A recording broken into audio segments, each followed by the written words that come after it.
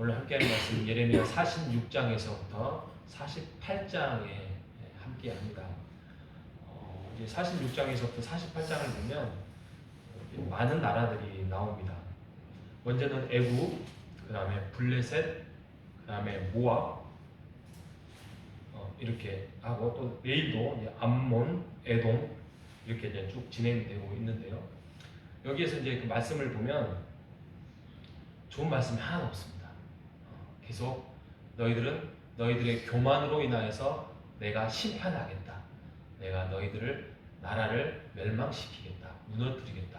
그리고 두 번 다시 너희는 일어나지 못할 것이다. 라는 그런 나라도 있습니다. 이 모든 것들이 하나님의 그 심판이지요. 그들이 우상 숭배를 하고 이방 나라를 할지라도 우상 숭배를 하고 하나님을 하나님으로 인정하지 않는 그거에 대한 하나님의 공정하신 심판을 말하고 있습니다. 그런데 금방 읽었던 우리가 46장 27절 이스라엘에게 말하는 내용입니다. 그런데 우리가 어제부터 또 예레미야를 쭉 보면은 그 이스라엘에 대한 남유다에 대한 그 메시지도 그렇게 뭐 애굽이라든지 블레셋이라든지 모압이 별반 차이가 없었어요. 내가 너희들의 언약 백성을 끊겠다. 너희를 황폐하게 하겠다. 너희를 놀라게 하고 저주거리가 되게 하겠다. 너희들의 서원을 내가 받지 않겠다. 뭐 남유다의 이스라엘 백성들에게도 똑같이 이렇게 하나님이 메시지를 전했습니다. 그런데 46장부터 쭉 보면은 오늘 읽었던 27절과 28절의 메시지는 굉장히 희망적입니다. 27절에 보면 두려워하지 말라. 놀라지 말라. 내가 너를 먼 곳에서부터 구원하여 포로된 땅에서 구원하겠다. 그리고 너희가 돌아와서 평안하며 걱정 없이 살게 될 것이다. 그리고 너희를 두려워할 자가 없을 것이다. 라고 말씀하고 있습니다. 저는 제가 이제 성경에 대해서 잘 모를 때에 이런 부분들을 접하고 이사야도 그랬고 또 다른 선지서들 보면은 하나님이 좀 이상하게 생각했어요. 왜냐하면 막 혼냈다가 또 내가 너를 사랑한다. 놀라지 말라. 내가 너희를 구원할 것이다. 이렇게 하니까 하나님이 이중인격 신도 아니고 하나님이 좀 이상한 거예요. 왜 저러지? 그런데 결혼을 하고 자녀를 키우면서 더 깊이 알았습니다. 이런 말이구나.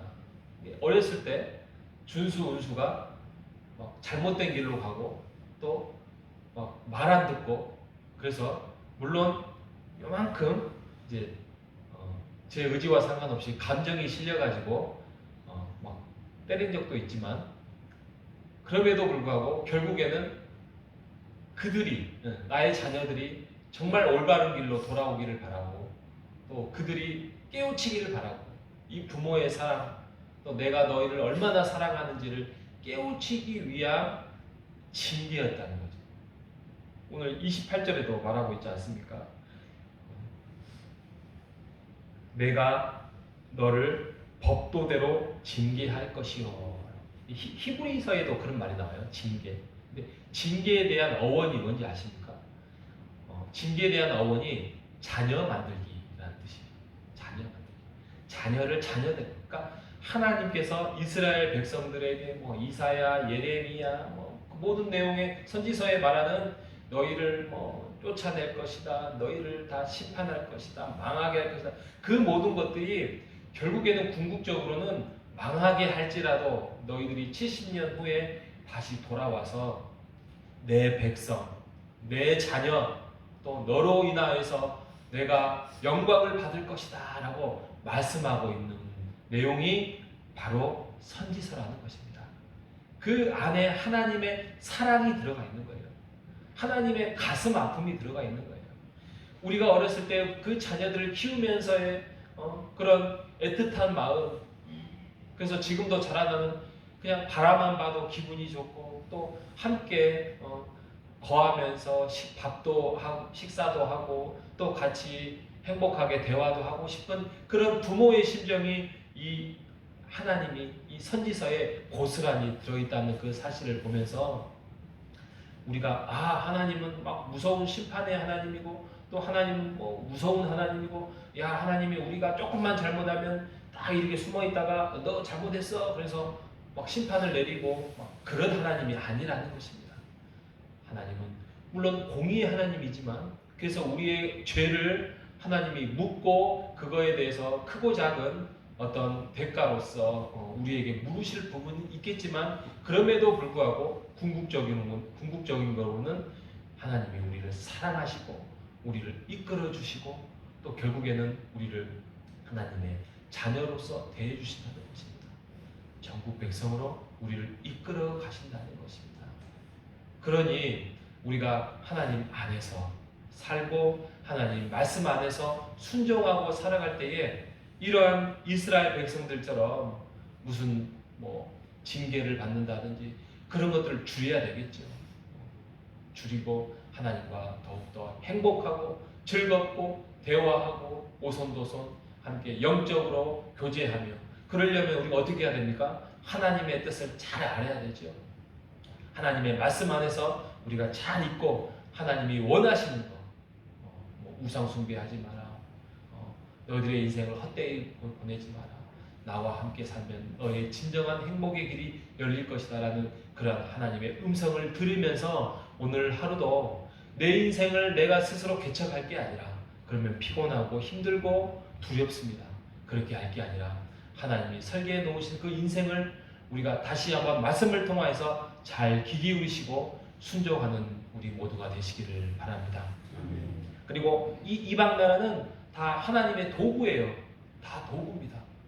그 하나님의 사용되는 그 도구 앞에서 또 그들은 잘못된 길로 인하여서 그들은 그들 인생의 그 나라에 하나님의 심판을 받겠지만 이 모든 도구들을 통해서 다시 한번 모든 하나님의 자녀의 이스라엘 백성들을 하나님이 세우시고 이끌어 가실 것입니다. 오늘날도 우리를 하나님께서 이끄시고 세워 가실 것입니다. 오늘도 주의 말씀에 순종하면서 우리가 따르면서 또 기울이면서 복된 인생 앞으로 얼마 남지 않는 2023년 앞에 우리가 다시 한번 하나님이 설계해 놓으신 그 우리의 계획을 또 우리의 인생을 2024년도를 잘 설계하며 순종하는 우리 모두가 되시기를 주님의 이름으로 축복합니다. 하나님 아버지 감사합니다.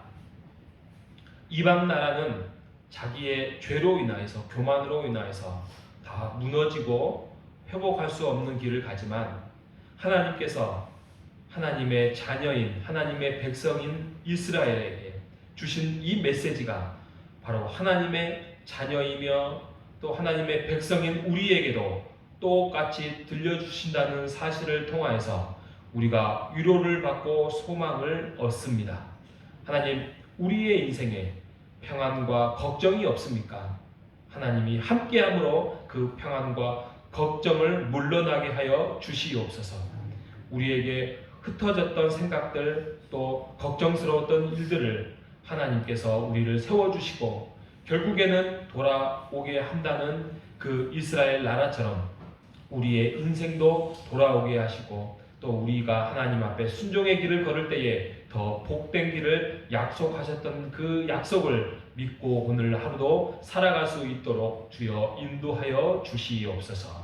오늘 하루도 복된 하루를 허락하여 주신 것을 믿사오며 살아계신 예수님의 이름으로 기도합니다. 아멘. 하늘의